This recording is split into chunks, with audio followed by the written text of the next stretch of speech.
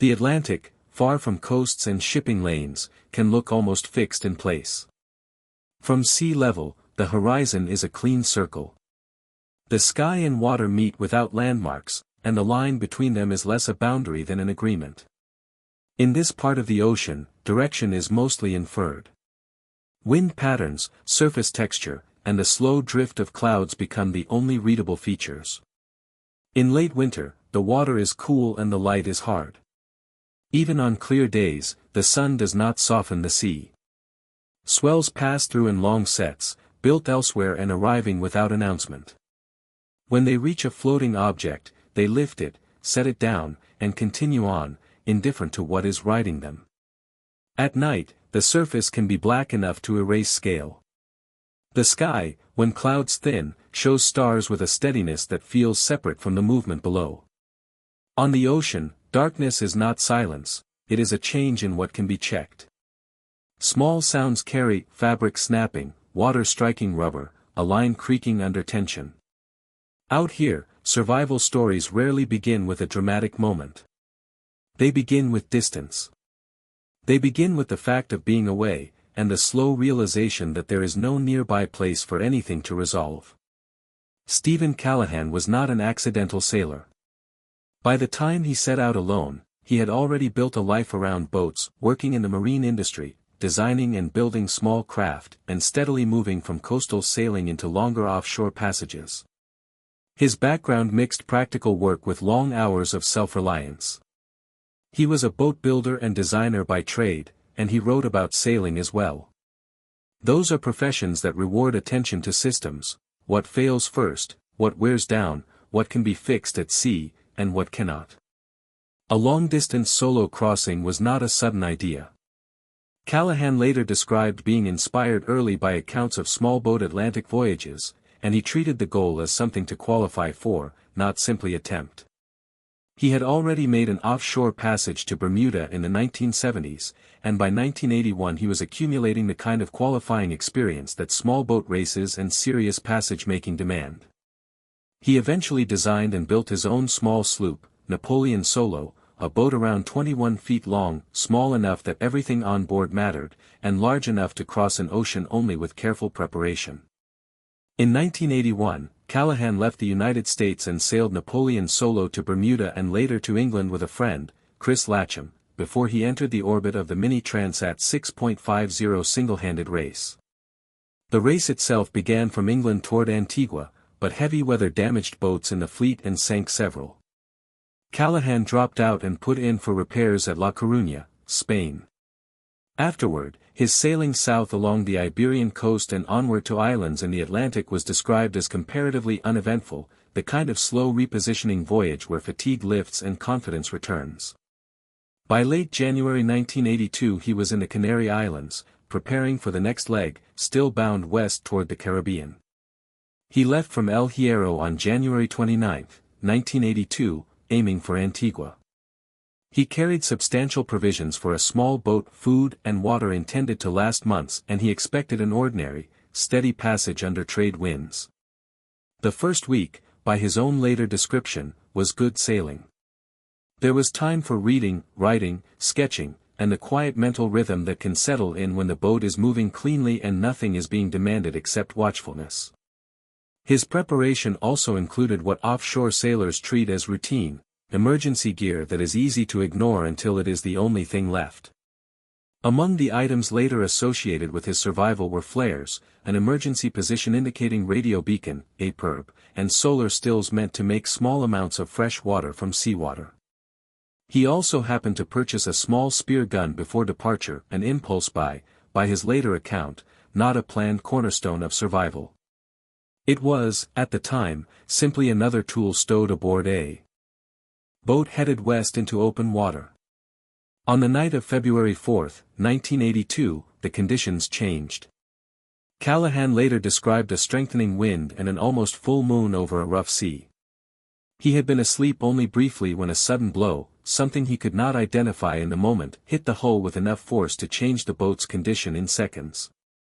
Later, he suspected it may have been a collision with a whale, but the exact cause has never been confirmed beyond his assessment and the circumstances recorded afterward.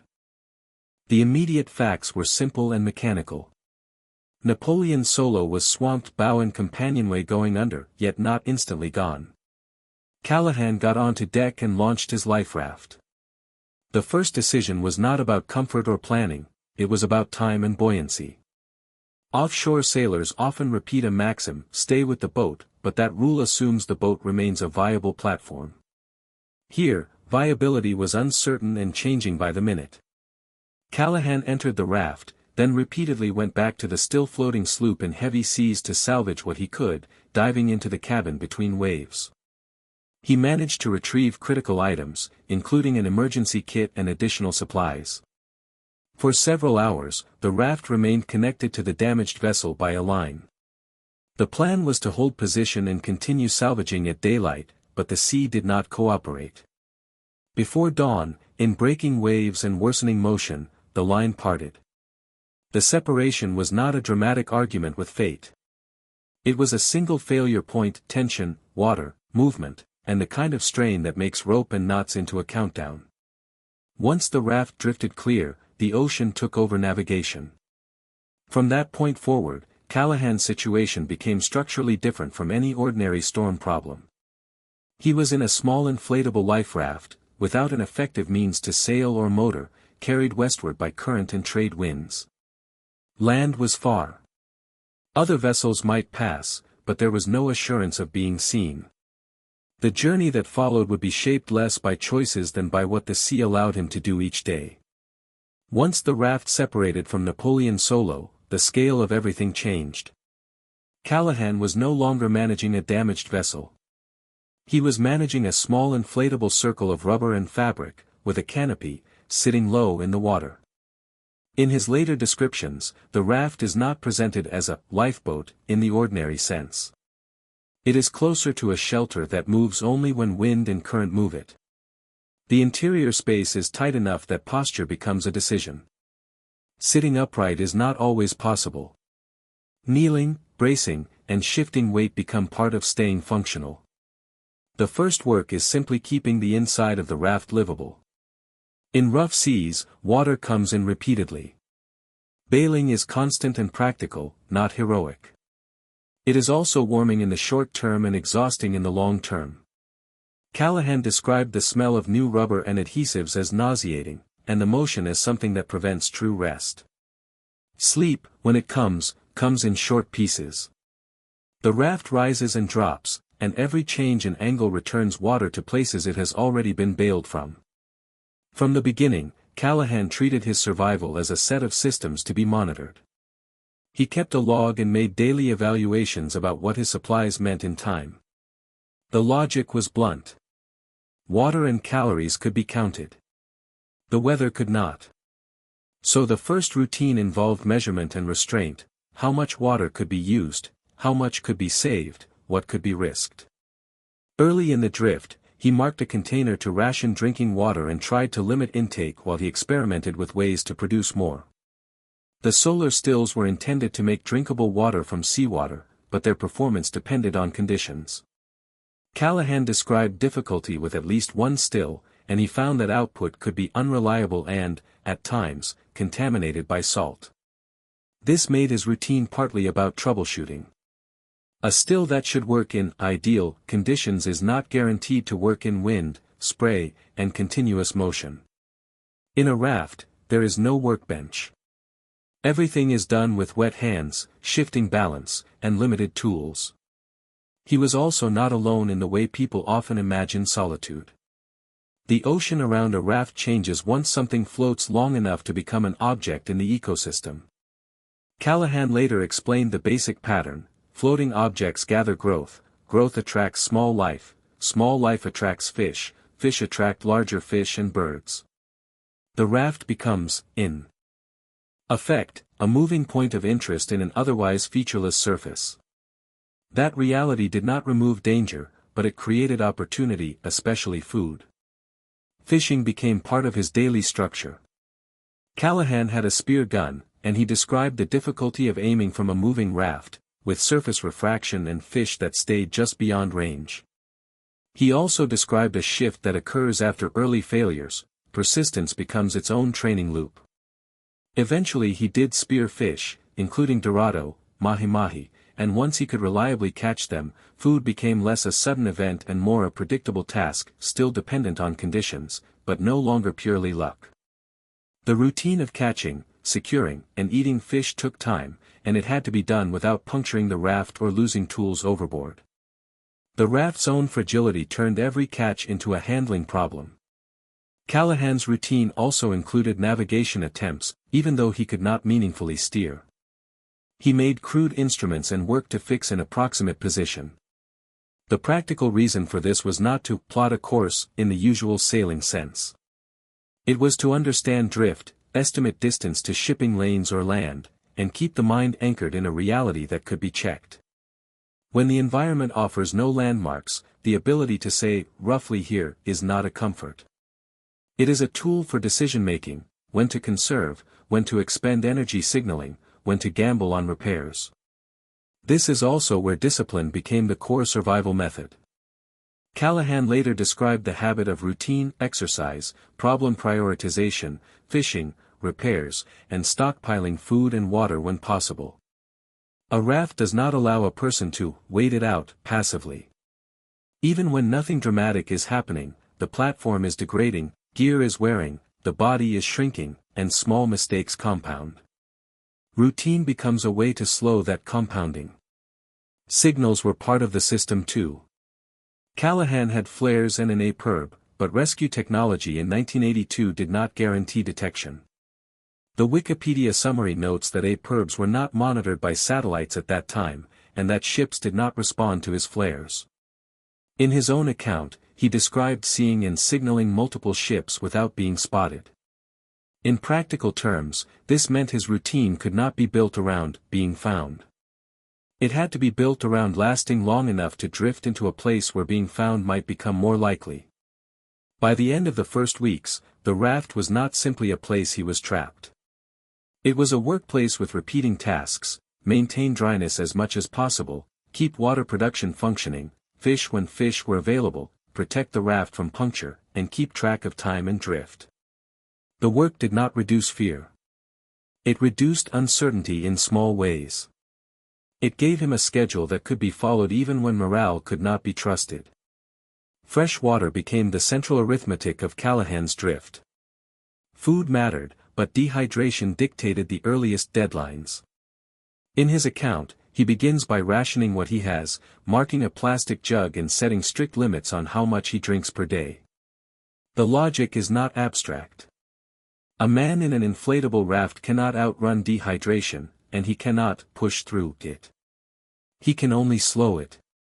Callahan carried solar stills, inflatable devices designed to produce drinkable water by evaporation and condensation. In calm, sunny conditions, they are meant to yield modest amounts. In the raft's real conditions, output was inconsistent. One still would not hold air. Another produced water that he found tasted of salt. The detail matters because it shows how survival gear behaves when it is not being used in the environment it was demonstrated for. He is forced into a maintenance mindset: diagnose, adjust, improvise, and accept that the system will sometimes underperform. The fundamental constraint was sodium. Callahan notes the temptation to drink seawater and rejects it on physiological grounds. Seawater can briefly relieve thirst, but the kidneys must excrete the excess salt, which costs the body more water than it gains. The result is accelerated dehydration. This is not presented as a moral choice. It is mechanical, like the raft itself. When the stills worked, they defined a daily rhythm. Condensation collection is slow. It arrives in ounces. Callahan describes rebuilding his water stock when production improves, allowing himself to drink a fuller ration and still keep a reserve. That reserve becomes a psychological and operational buffer. It permits effort, repairs, fishing, signaling, without immediately trading that effort for collapse. But the same environment that makes water scarce also damages the body in subtler ways. Callahan describes constant wetness early on, cold nights even in subtropical latitudes, and skin eruptions and sores from prolonged exposure to salt water. These aren't dramatic injuries. They are attritional. the sort that turns small movements into pain and push the body toward infection risk and fatigue. In the raft, there is no clean place to heal. There is only repetition: get wet, dry partially, get wet again. In this stage, he also begins experimenting with ways to catch and hold rainwater, treating even light drizzle as a task signal. The rain is unreliable, but it is one of the few freshwaters that can exceed the stills in a short time. His description of reacting quickly to precipitation, collecting what he can, when he can, shows how his survival becomes opportunistic without becoming chaotic. It is still systematic: observe, act, store. The problem of water never truly resolves, it only shifts. The stills can degrade. Weather can change. The raft can leak. What Callahan builds instead is a discipline that treats water as both a physical requirement and a planning currency. He does not assume tomorrow will be better. He tries to make tomorrow possible. A life raft drifting for weeks does not remain an empty object. Callahan later described a process that marine biologists would recognize: anything afloat becomes a kind of temporary island. Barnacles and growth begin to collect. Small creatures appear in weed and debris. Fish gather under the shade and structure. Larger fish follow them. Birds follow the fish. In the open Atlantic, this chain is not incidental. It is one of the few reliable ways that life concentrates around a person who cannot travel toward it. Callahan's food supply started as whatever he managed to salvage from Napoleon Solo, but that was finite and small compared to the time he would be adrift. After that, the diet became what the raft could attract and what he could catch. In his own later writing, he describes Dorado mahi-mahi as becoming a recurring presence around the raft, at times surrounding it through the night. He also noted other food, taken opportunistically: flying fish, barnacles, and at least one captured bird. These details matter because they show a shift from eating what you have, to eating what the raft makes available. The spear gun, which he had bought without a survival plan in mind, became one of the key tools. In Callahan's account, the challenges were practical: surface refraction distorting aim, the raft's motion, and fish learning the effective range of the weapon. He also had to manage the catch without destroying the platform. A flailing fish in a 5 to 6 foot inflatable raft is not just food, it is a sharp object on a short leash, capable of ripping the tubes that keep the raft afloat. In other words, successful fishing did not remove risk, it added a new kind of handling risk. The ecological effect of the raft also had a second consequence. Fish meant birds. And birds, especially in the later phase of the drift, could also mean proximity to land or to fishing activity.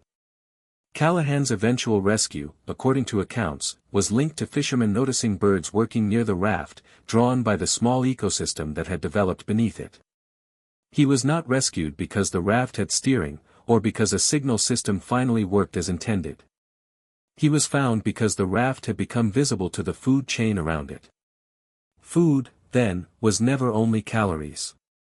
It was part of a wider system that kept him alive indirectly: protein to slow wasting, routine to structure days, and an ecological marker that increased the odds of contact with other humans.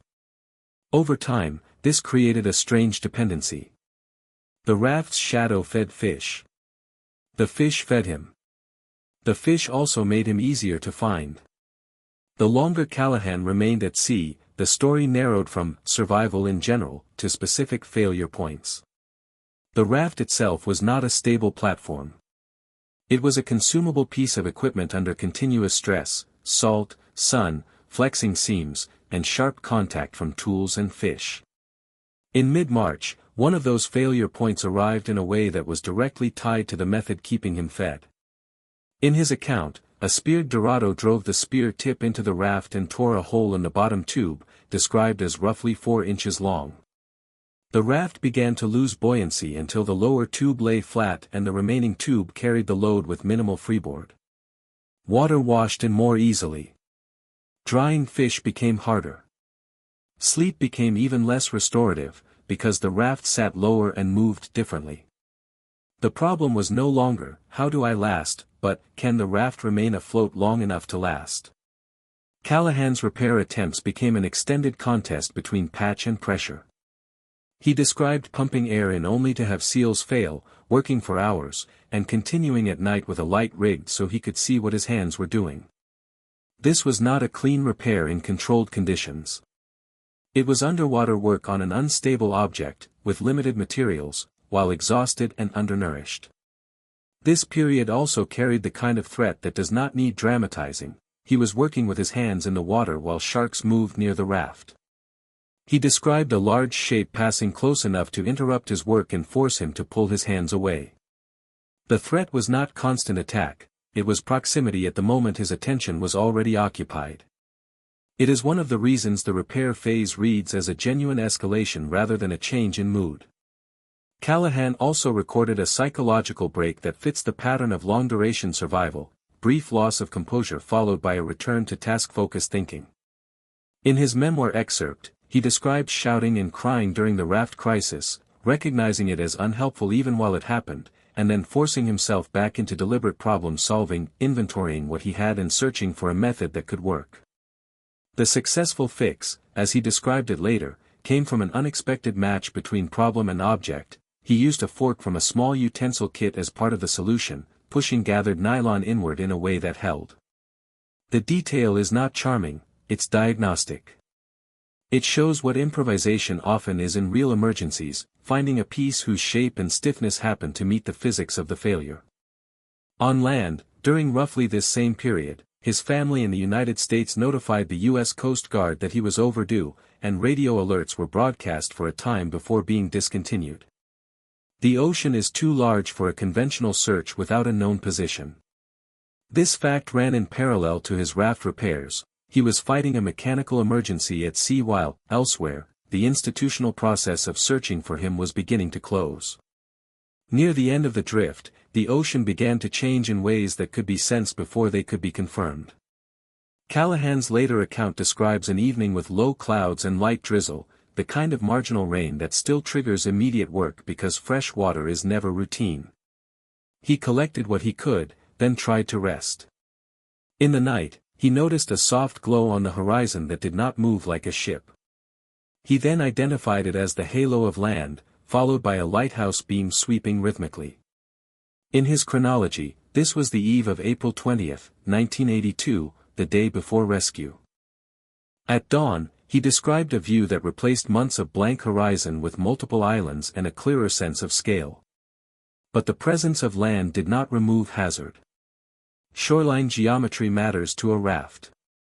Cliffs and surf can be fatal, and reef systems can shred an inflatable before it reaches a beach. Callahan's own focus remained practical. He was close enough to see the terrain, but not close enough to assume a safe landing. The rescue itself came not from a ship answering signals, but from local fishing patterns. Accounts state that fishermen picked him up just offshore of Marie Galante, drawn in part by birds hovering over the raft, birds attracted by the ecosystem that had developed beneath it during the drift. In other words, the same chain that had helped feed him also made him visible at the edge of the Caribbean. When the small fishing boat approached, he was taken aboard and brought to the island. Reports describe significant weight loss by that point, and the transition from raft to land was handled as a medical and logistical closure, not a celebration. He was alive, and the drift was finished. The end of a long survival event does not arrive as an opposite emotion. It arrives as a change in constraints. Once Stephen Callahan was taken ashore on Marie Galante, the daily tasks that had structured his life, bailing, rationing, repairs, fishing, stopped being necessary. That does not mean they stopped being present. In accounts written afterward, the ordeal remains defined by systems, what held, what failed, and what improvised solutions worked long enough to matter. The record is unusually detailed because Callahan kept a log while adrift and later wrote a memoir that stays close to practical realities. In a 1982 interview profile, he is described back at his parents' home in Massachusetts, physically recovered enough to sit and explain events in measured terms. The same article notes how strange it was to hold the objects that had been decisive on the raft, his small spear gun, a jury-rigged sextant made from pencils, and other worn gear, because they look minor when removed from the context that gave them meaning. The tools were not impressive. Their usefulness was. The longer view of the story includes what survived in public memory. Callahan's memoir, Adrift, 76 Days Lost at Sea, became the best-known account of his drift and kept the incident anchored to a first-person, procedural record rather than legend.